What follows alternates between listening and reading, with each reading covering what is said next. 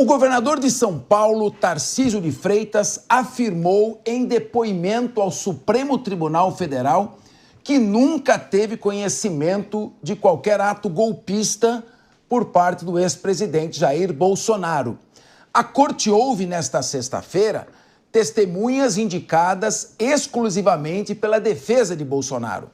Durante o depoimento, o governo afirmou que jamais ouviu Bolsonaro falar sobre impedir a posse de Lula ou tocar neste assunto. Tarcísio ainda disse que o ex-presidente estava triste e resignado após perder as eleições em 2022.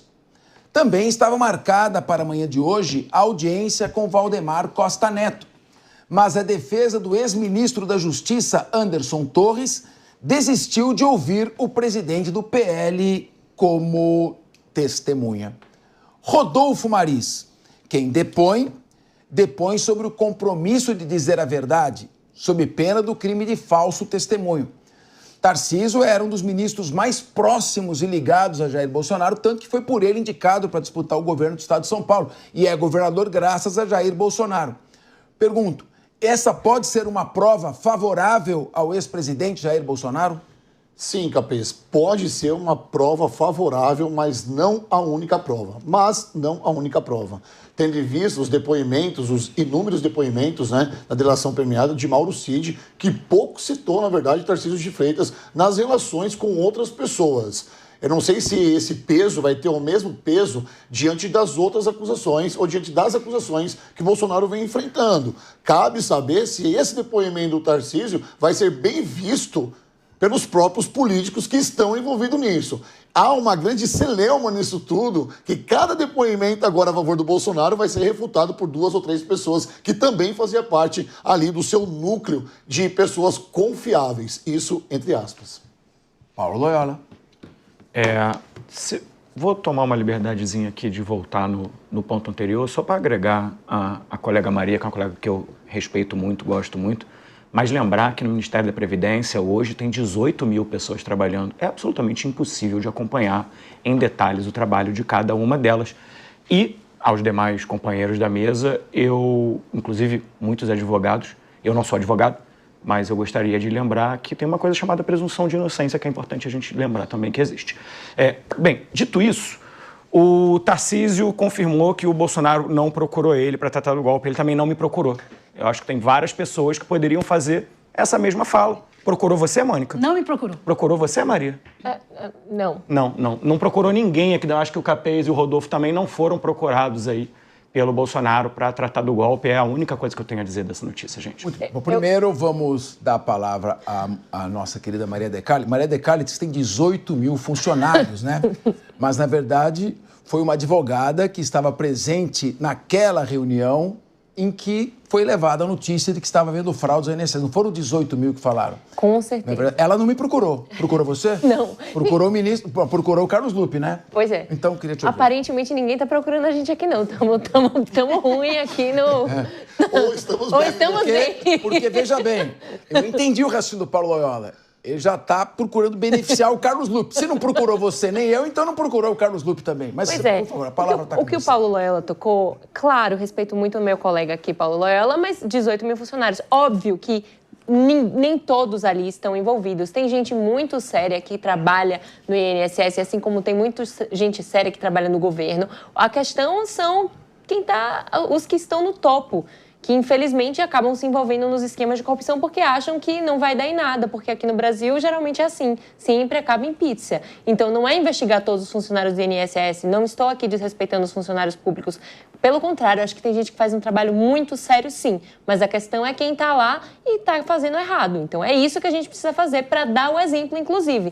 E eu sempre toquei no assunto aqui, a gente tem um problema grave no nosso Brasil, na nossa política, que é a nossa corrupção endêmica. E, infelizmente, ainda não temos ferramentas eficientes nem de fiscalização, nem de transparência para conseguir resolver justamente, fazer a faxina que precisa ser feita. Agora vamos seguir a ordem, porque você não falou do tema daqui, você vai falar daqui a pouco, você só respondeu a parte do Paulo Loyola. Então, Paulinho está aqui, é bom porque ele cria polêmica e eu gosto disso. Agora, eu quero ver você, Mônica Rosenberg, só fazer um lembrete que presunção de inocência não significa blindagem contra investigação. Mas eu queria...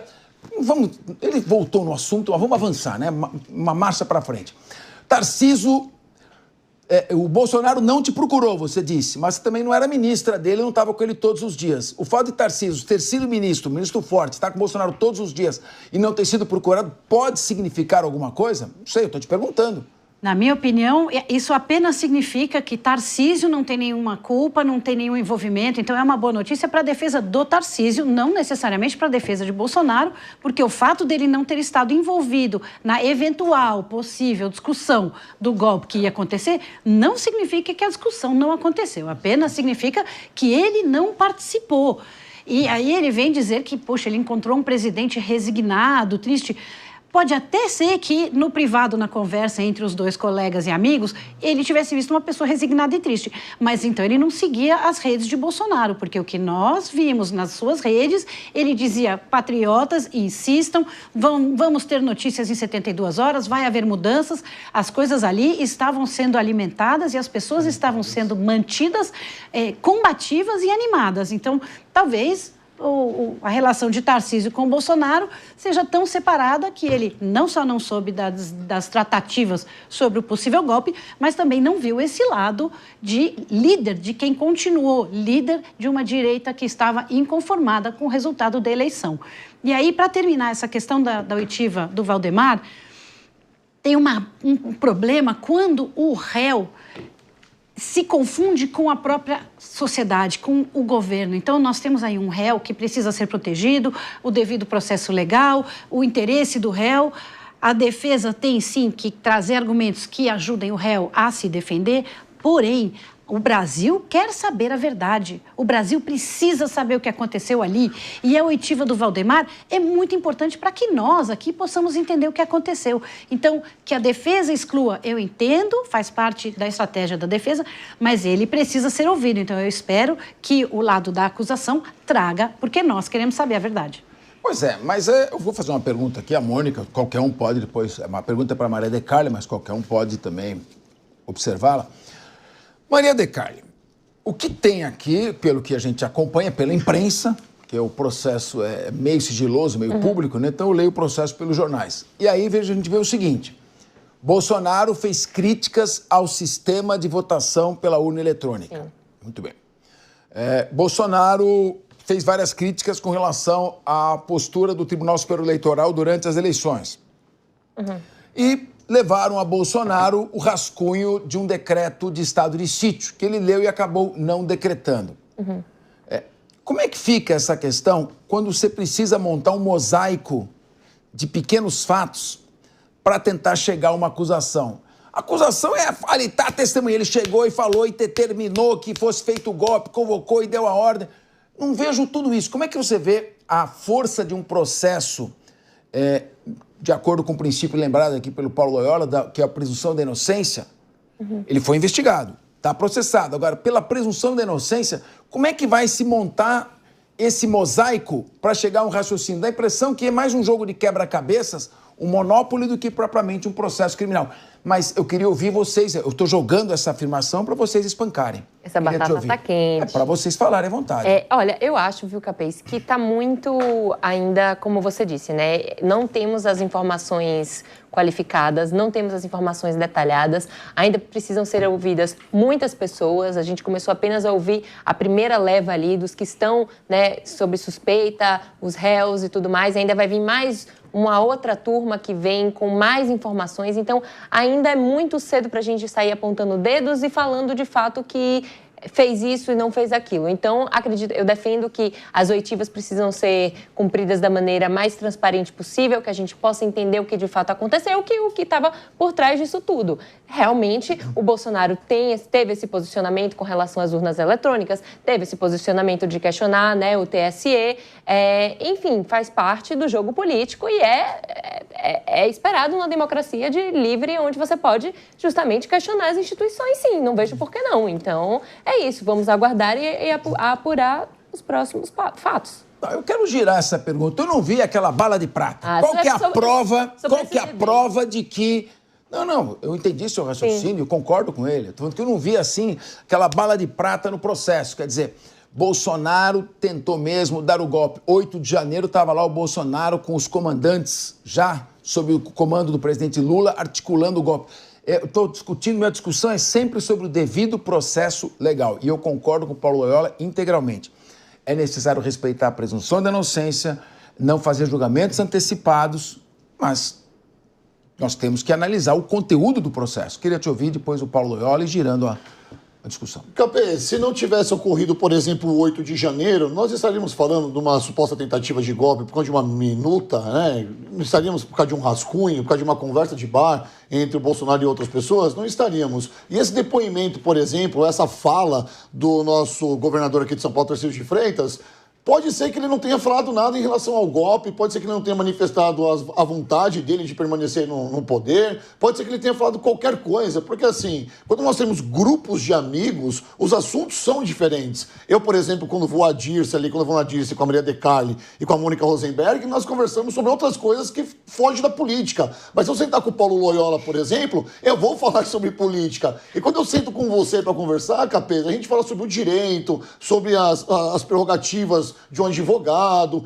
tem assuntos e assuntos com cada grupo de pessoas. Então, o que o Tarcísio de Freitas fala pode ter um peso e uma medida, como também pode não ter, uma vez que ele não foi nem arrolado como testemunha. Essas são as questões. Tem peso o governador de São Paulo falar que o Bolsonaro, isso me mostra muito mais uma lealdade ao Bolsonaro do que, de fato, qualquer outra coisa que se pareça ser.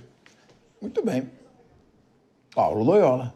Bem, você fez uma pergunta aí relacionada a quais evidências a gente tem da participação do Bolsonaro no processo. Além de ter sido efetivamente a pessoa que estava ali na linha de frente de toda a questão de desqualificação das urnas e do processo democrático, de ataque às instituições democráticas de direito, de ataque de incentivo à ocupação dos quartéis, do mais 72 horas, dos diversos ataques ao STF e ao mundo político de maneira geral, a gente tem outras coisas. Primeiro, que na investigação da PF, já está escrito ali que Bolsonaro tinha plena consciência e participação ativa nos atos clandestinos para abolir o Estado Democrático de Direito, planejando e comandando diretamente ações de uma organização criminosa com esse objetivo. Não são palavras minhas, são da Polícia Federal. Esse mesmo relatório, ele indica que essas ações começaram em 2019 e envolveram divisão de tarefas, ameaças ao judiciário e tentativas de impedir a posse do governo eleito. Tem a minuta do decreto que, diferente do que o companheiro Rodolfo tentou aqui dizer, não foi feita numa mesa de bar, e sim no Planalto, inclusive impressa dentro do Planalto, com evidências que chegou a Bolsonaro. Inclusive, nós temos hoje general, temos diversas pessoas presas já por este processo. Então, sempre é importante lembrar, isso não foi uma conversa de papo de bar, né? Uma outra coisa é que ele não só tinha conhecimento dessa minuta, como pediu alterações nela para impedir a posse do Lula, instalar um estado de defesa e prender o ministro Alexandre de Moraes. Esse documento foi apresentado, já há evidências, já há testemunhas, por Bolsonaro aos comandantes das Forças Armadas em busca de um apoio para consumar o golpe. Também tem, pela Polícia Federal, Capês, aproveitando aqui a sua pergunta, registros de entrada e saída de visitantes no Palácio da Alvorada, análise de antena de celular, datas e locais de reuniões e diálogos entre aliados próximos, indicando que o Bolsonaro tinha, sim, conhecimento detalhado do planejamento operacional do golpe, que planejava, inclusive, o nome desse golpe chamava-se Punhal Verde e Amarelo, matar o presidente Lula e o vice-presidente Alckmin. Além disso, que eu já falei, tem evidências também capturadas pela ABIN de disseminação de informações falsas, tanto por Bolsonaro como por pessoas muito próximas dele, supostamente por ordem do próprio Bolsonaro. Além disso, depoimentos de militares e de aliados, além de mensagens trocadas, já vazou muitos prints. A gente pode lembrar também, se vocês quiserem, da intervenção que a PRF fez no dia da eleição, com diversas blitz e evidências de ter trabalhado especificamente em territórios onde Lula tinha mais voto. Me parece bastante evidência, Capês. Pois é. Para você que não é advogado, isso aí tudo é evidência. Para nós que somos advogados, nós somos obrigados a dar um tratamento diferente do que você está falando. Primeiro, você transcreve a opinião da Polícia Federal no relatório. Ao que me consta, a polícia investiga e fornece dados objetivos. Quem vai interpretar esses dados depois, de acordo com as provas objetivas, é o juiz no momento que ele vai dar a sentença. Então, tinha plena consciência, isso é uma afirmação.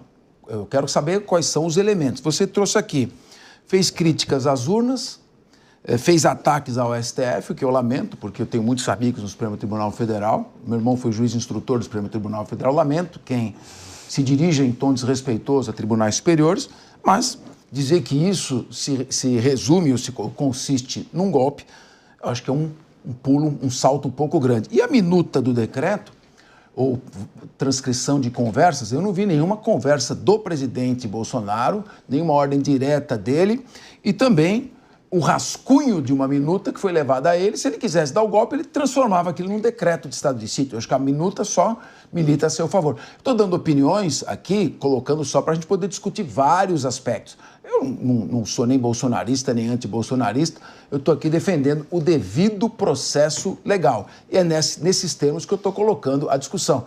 Porque pau que bate em Chico, bate em Francisco. Se a gente ultrapassa o devido processo legal para A, nós vamos também ultrapassar para B. Há pouco você sentia até um pouco nervoso com relação ao senador Weverton, dizendo que tem princípio do Estado de inocência. E tem mesmo, mas esse princípio vale para todos. Mônica Rosenberg. Então, essa discussão que nós estamos tendo é uma discussão que o Supremo Tribunal Federal vai ter que fazer depois da oitiva de todas as testemunhas, depois de recolher todas as provas, e essa é uma coisa que nós fazemos no Brasil de forma errada. Justamente por isso que a hora que a gente diz que alguém está sendo investigado, já o colega, o companheiro Loyola vem dizer, não, mas e a presunção de inocência? Porque no Brasil, o fato dele se tornar réu, ou de ele ser investigado, ou de alguém ser citado numa investigação, já é quase uma atestação de culpabilidade. Então, hoje, Bolsonaro é réu, o senador Weverton parece investigado, ou ele vai lá depois só como testemunha, ainda, né? Não é investigado ainda. Mas está sendo investigado eventual, ele não é investigado no conceito jurídico, mas estamos investigando se ele participou ou não. Isso é saudável, isso não quer dizer que ele seja culpado, não quer dizer que ele tenha que imediatamente ser execrado nas redes sociais, nem associado a um lado ou outro. A investigação faz parte, é saudável e não é condenação. É possível investigar e descobrir que não, a pessoa não tinha nada a ver com isso. Mas aí, no tribunal da internet, já começa todo mundo a ter certeza. Capês, nós não vamos achar essa bala de prata, nós não vamos achar a prova de que realmente ele tentou o golpe, porque ele não chegou ao passo de tentar dar um golpe. Então, a discussão é, houve ou não houve discussão para isso, e é importante saber, entender, houve ou não houve, e que sejam responsabilizadas as pessoas que financiaram, que estiveram lá. Mas uma coisa é certeza, e já existe um indiciamento por isso, ele sim foi questionar a urna eletrônica diante de embaixadores estrangeiros, e isso é o tipo de coisa que não pode ser feito. Então isso vai somando depois para que a opinião pública comece a desconfiar.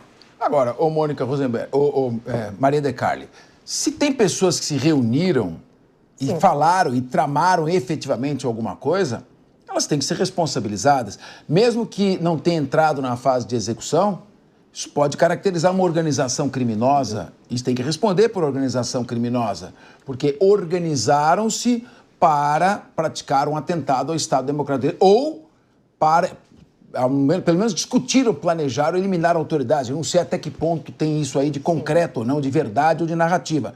Mas essas pessoas, sim. O que eu coloco ponto é o seguinte, você fazer um salto mental, estabelecer uma causalidade e pegar, porque ele era presidente, então ele vai responder também. O próprio Paulo Loyola falou, eu fui presidente da Assembleia, tem presidente da República, tem presidente... O fato de você ser presidente não significa que você tem envolvimento com o que acontece embaixo. Mas é necessário investigar e precisa ter um nexo causal. É isso que nós estamos discutindo aqui. Desde o início, os debates são todos nesse sentido. Porque o mesmo pessoal que reclamava que o presidente Lula estava sendo acusado sem provas por um juiz suspeito, está aplaudindo o que está acontecendo aqui. E nós temos que analisar sempre sob o prisma científico. Eu queria ouvir você. Certamente, Capês, o que você disse é corretíssimo, né? o Bolsonaro está ali, mas, enfim, não há provas que afirmem que ele estava de fato envolvido nessa tentativa de golpe. O que se tem, que é o que eu disse já, que já foi dito antes, devido aos documentos e as pessoas que foram ouvidas, é que pessoas de alto escalão ligadas a ele estavam articulando ali uma possibilidade de golpe. Não houve golpe, mas tem a tentativa e, como eu disse na minha primeira fala sobre esse tema, precisa ouvir mais, é preciso entender melhor essa situação para daí a gente ter os fatos mais concretos e conseguir apurar e ter decisões em cima desses fatos mais concretos. A verdade é assim, nua e crua, a gente nunca vai saber o que acontece, né, de fato, a portas fechadas, nem na esquerda, nem na direita. E como você disse, Capês, é um fla-flu atualmente, né? A gente vê o fla-flu de quem é presidente vai preso, que foi presidente, o ex-presidente vai preso, aí depois entra, sai presidente, aí vai o outro preso, aí vai, enfim, é um fla-flu danado na política atualmente. Eu queria só entender se há exatamente 10 minutos, você que está assistindo aí no YouTube, volte e ouça a discussão anterior. Nós combinamos aqui, todos contra o Paulo Loyola, que quando existe uma estrutura de poder e existe um crime, um esquema, uma tentativa de golpe, alguma coisa acontece dentro da estrutura, o responsável, o cabeça daquela estrutura, é responsável. Então, quando um ministro do INSS deixa acontecer um grande esquema de corrupção, mesmo que ele não tenha sido informado, ele tem que responder. Quando o presidente deixa acontecer um grande... não foi golpe, não foi golpe, mas foi uma discussão, um planejamento, uma tratativa a respeito de um golpe. Não dá para agora dizer, não, mas aí nesse caso ele não sabia de nada. Nos dois casos, se eles estavam à frente de uma pirâmide de poder e que dentro dessa pirâmide havia discussões a respeito de algo que é contra a lei, eles têm que ser responsabilizados, mais ou menos, ou com punição, seja qual for a punição. Mas não dá para dizer, não, peraí, não tem prova de que ele foi lá e assinou o papel. É responsável, sim, por ser o chefe da coisa toda. Me permite... Paulo Loyola, por favor, pegou o gancho. Quero muito agradecer aqui a companheira Mônica pela fala dela, que está buscando coerência aqui no programa. Só fazer um leve adendo. Tem uma diferença muito clara entre o caso do ex-ministro Lupe e o caso do ex-presidente Bolsonaro. Você tem evidências, você tem print, você tem conversa, você tem investigação demonstrando que Bolsonaro estava, sim, coordenando esse processo. Inclusive, hoje ele é réu por causa desse processo. Existe a presunção de inocência, obviamente. Eu até lembrei isso para o pessoal aqui do direito hoje. E, ok, isso é uma coisa. No caso do ex-ministro Lupe, não há qualquer evidência que não seja uma vontade de alguns comentaristas de indicar... A AGU informou oficialmente, ele foi informado oficialmente há meses pela AGU. Sim, mas não há hoje evidência ou investigação acerca do ex-ministro Lupe ou qualquer pessoa do entorno dele que tenha feito qualquer tipo de denúncia de que ele estaria envolvido nesse processo. Diferente do ex-presidente Bolsonaro, que já tem gente presa, que já tem... delação premiada, que já tem evidência, que já tem print, que já tem uma série de pessoas sendo julgadas. Eu posso correr um pouquinho mais, Rodolfo, se o assunto está te incomodando. Não está me incomodando, não, sou torticado. Que você está se mexendo aqui do lado. Mas eu não tô na câmera, é você que está falando. Mas é que eu perco o raciocínio, como eu perdi agora, entendeu? Então, aí não é problema meu. Muito bem. Paulo Loyola, deselegante. Paulo Loyola, termine, conclua seu raciocínio, por favor. Tentando concluir aqui o raciocínio agora, o que a gente precisa entender na diferença desses dois casos é que eles não são parecidos. Não tem ninguém do entorno e do círculo próximo do Lupe que tenha feito uma denúncia contra ele. O que tem chegou a ele a notícia e aí supostamente ele não agiu. Muito diferente do caso do Bolsonaro. Bom, claro que os casos não têm nada a ver. Um é caso de corrupção, de 6 bilhões de reais desviados de aposentado e pensionista, no mínimo. E, claro, chegou um dado ao conhecimento do ministro e ele se omitiu. O que está se falando relembrando o significado de presunção de inocência, o pessoal do direito. Presunção de inocência não significa não ser investigado, mas ter a presunção de não ser culpado, até que se demonstre esta responsabilidade. E, devido ao processo legal, pressupõe, claro, provas robustas e início de execução. Mas, Rodolfo Maris, você estava gesticulando, agora eu quero te ouvir falando. Claro, Capês, porque esse argumento de defesa não cola. porque nós estamos falando de um suposto golpe lá no final de 2022, nós estamos em 2025, já prestes às próximas eleições de 2026, e agora tudo está vindo à tona. As prisões, a delação premiada, nós não tivemos tempo suficiente, nem tempo hábil, para falar a verdade, sobre esse esquema de corrupção no INSS. É uma questão de tempo para que tudo isso que o Paulo Loyola falou sobre o looping venha acontecer, dele ser de fato, se tornar réu nesse processo. Não só ele, mas como toda essa bandidagem que roubou os aposentados e pensionistas. Então, comparar um ou outro na questão de temporalidade não é correto. Muito bem. Correto, não é correto? Aqui a gente tem debatedores de todos os lados, de todas as matizes. Tem o mais de centro, tem um pouco mais à esquerda, um pouco mais à direita, tem o jornalista, tem o especialista em ciência política. Então é importante que você veja todos os lados aqui que são colocados, não é verdade? Mas a Mônica Rosenberg, Mônica, você ficou muito brava quando eu estava dizendo que o fato do presidente ter sido levado a ele o rascunho de um decreto de estado de sítio e que ele se recusou a transformar em decreto, não pode ser equiparado a uma tentativa de golpe. E que 8 de janeiro ele já não era mais presidente, então ele não podia ser responsabilizado pelo golpe. Senti que você ficou angustiada com isso e até deu um gancho para o Paulo Loyola. Então eu queria ouvir você, por favor, novamente, por que você ficou tão brava comigo quando eu falei isso? Não. Fiquei triste.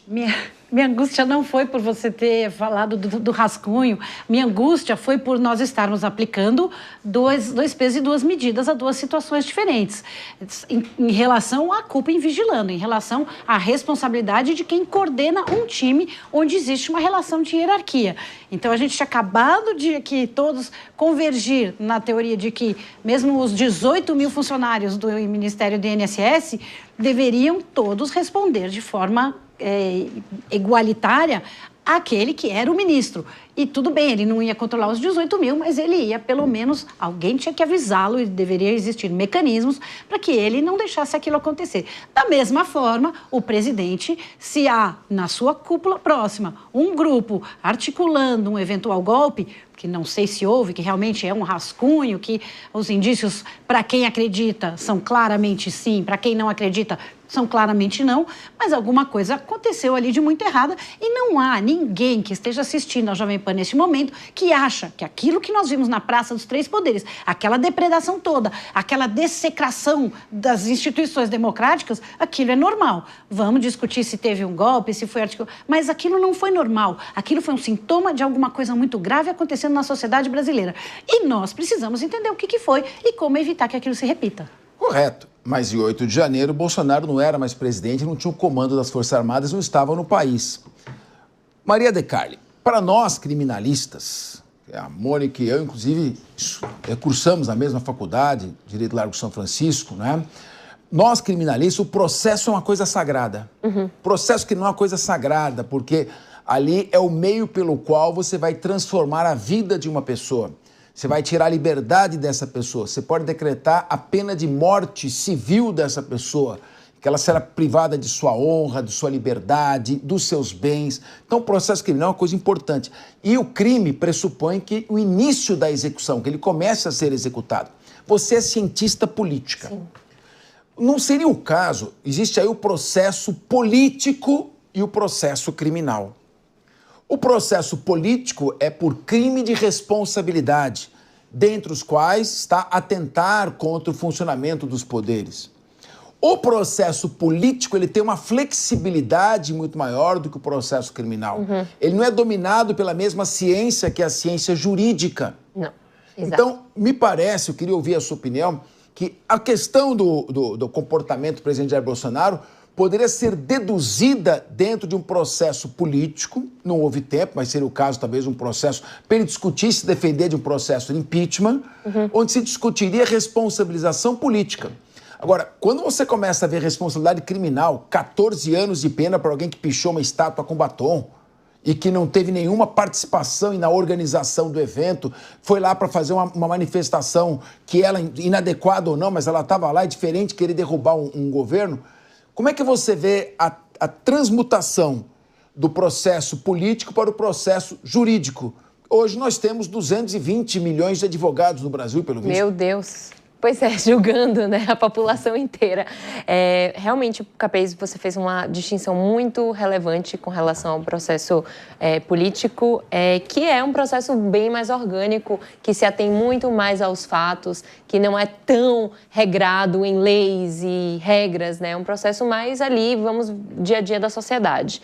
É complicada toda essa situação, né? A questão da pena com relação às pessoas que depredaram, realmente o ato de depredação é condenável, sim, mas alto lá. Algumas dessas penas foram extremamente exageradas, como a da Débora, que você bem mencionou aqui, de 14 anos, uma mãe de família que mal sabia ela o que estava acontecendo ali por toda essa tramóia, se é que houve, né, essa tentativa de golpe que ainda vai ser provada. O processo político gira em torno do que vai acontecer agora, né, diante da figura de Bolsonaro, diante da figura da direita, como é que a ala da direita vai ficar, se a gente vai ter ou não um presidente Bolsonaro daqui a 1 ano e meio, como é que vai ficar, quem vai ser o seu sucessor e todo esse vácuo, caso ele fique inelegível, dentro da direita. A direita agora tem que estar muito forte, tem que estar muito convergente em termos de criar ali uma candidatura forte para conseguir, né, apresentar uma possível alternativa para o que a gente está vivendo aí politicamente no governo federal.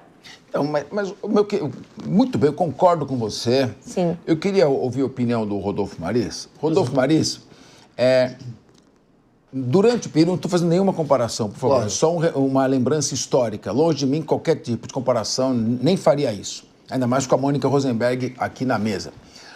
Durante a Alemanha nazista, foi um outro período horroroso, que nada tem a ver aqui conosco, mas desenvolveu-se um direito penal, que é o chamado direito penal do autor. A pessoa era punida pelo que ela era, não pelo que ela fazia. Então, é crime você pertencer a uma determinada raça, professar uma ideologia, ser de uma origem étnica ou territorial, ter uma religião. Então, era o direito penal do autor. E nós evoluímos para o direito penal do fato. O que devem ser investigados são fatos e não pessoas. Uma coisa me impressionou em todo esse processo que vem se arrastando há 2 anos. Primeiro, se procurou instaurar um inquérito porque o presidente, já ex-presidente Jair Bolsonaro, passando de lancha, teria perturbado o sono da baleia Jubarte. Depois o assunto virou. Aí já tentaram pegar o Mauro Cid para ele fazer uma delação da falsificação da carteirinha de vacinação. Que é alguma coisa... Você deve ter falsificado carteira para entrar no cinema, para ver filme proibido dos 18 anos. Mas, então, a falsificação da carteirinha de vacinação. Depois não pegou. Aí foi aquela histeria com o presente, relógio, vem daqui. A gente acompanhava todo dia antenas parabólicas colocando celular, tentou vender o relógio. Com quem está o relógio no final? O relógio está com uma pessoa aí, que já está com o relógio, não vai devolver, o relógio não é crime, o TCU foi e voltou. Claro. Depois vem a questão do golpe, aí vem o Mauro Cid com todas aquelas 11 versões, foi preso, ficou preso 4 meses, proibido de ver a mulher, proibido de ver o pai, depois resolveu fazer a primeira das 11 versões de delação, depois disse que foi forçado, volta atrás. Então, toda essa confusão toda, você que já é um consagrado comunicador. Obrigado, capitão. E além de ser um consagrado comunicador, foi acrescer aos seus conhecimentos o direito. E hoje é quase formado em direito, quase bacharel em direito, como a sua segunda opção de formação. Como você vê isso? Não te causa uma impressão ruim esse atabalhoamento de buscar casos em cima de casos para tentar incriminar uma pessoa, independentemente se o Bolsonaro é simpático, não é, se você é de esquerda ou de direita?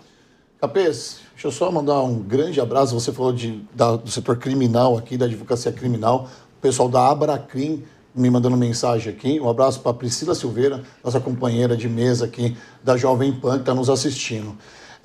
Olha só, quando eu entrei para estudar o direito, a gente não tinha essa percepção política, porque a gente acha que a percepção do direito ela não está só na política, ela está no dia a dia, ela está na parte criminal, e ela não está.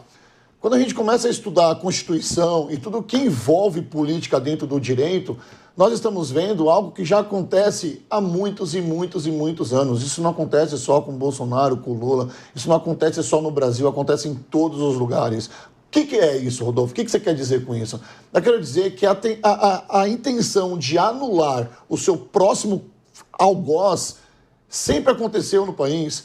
Essa é a estratégia de esquerda e de direita, que próximo a um pleito presidencial, essa é a palavra correta, eles tentam anular de todas as formas aquele que se mostra um candidato à altura. E nós estamos vendo, desde que Bolsonaro perdeu as eleições de 2022, uma tentativa enorme de tentar imputá-lo, ou tentar imputar a ele vários e vários crimes. Sobretudo essa agora do 8 de janeiro, que é o golpe de Estado. Tentaram com as joias, tentaram com a carteirinha de vacinação, e o que está colando nesse momento é essa tentativa de golpe de Estado. Há muito que se provar, nós não somos aqui defensores de Bolsonaro e nem estamos ofendendo o Lula, nós, na verdade, estamos aqui a favor do direito e tentar trazer dentro da comunicação clareza para quem nos assiste. Então, é um trabalho árduo que a gente está fazendo aqui, de tentar disseminar, sabe, a boa informação. Dizer que tudo isso faz parte do contexto e dentro do processo legal, que todas as partes têm direito à ampla defesa e que os próximos passos que vão se desdobrar vão dizer de verdade o que vai acontecer no país. Nós não podemos dizer o que vai acontecer porque nós não temos uma bola de cristal, tendo em vista todos os outros processos que já foram anulados, né? Sem citar nomes, é claro, e sem ofender ninguém. Mas o que a gente pode ver é talvez um Bolsonaro inelegível de fato para a campanha de 2026. Muito bem. Nós falamos aqui do senador Weverton, né? E convidamos ele para falar e ele está enviou uma nota para que a gente faça. Então, preferimos conversar, mas vamos fazer a leitura da nota aqui. Nós sempre consagramos o direito de defesa e o direito de todos se manifestarem democraticamente. Abre aspas. O senador declara que não conhece e nunca tratou com qualquer que seja tais associações investigadas e que não é investigado. Portanto, qualquer citação ou relação mencionando o seu nome são puras leviandades. Está aqui feita a nota do senador, lembrando que são vários sites públicos que estão dizendo que está investigado, não ele, o diretor por ele indicado ao Careca na reunião. Significa que está culpado ou não? Não, não significa. Por enquanto, a investigação ainda não foi deslocada para o Supremo Tribunal Federal. Portanto, nesse exato momento, a Polícia Federal entende que ainda não há necessidade de deslocar para investigação de pessoas com foro privilegiado. Vamos aguardar, sempre com prudência, com respeito aos parâmetros legais e aos princípios constitucionais. Mas que investigação precisa ser feita? Sempre. Investigar, sempre. Apurar, doa a quem doer.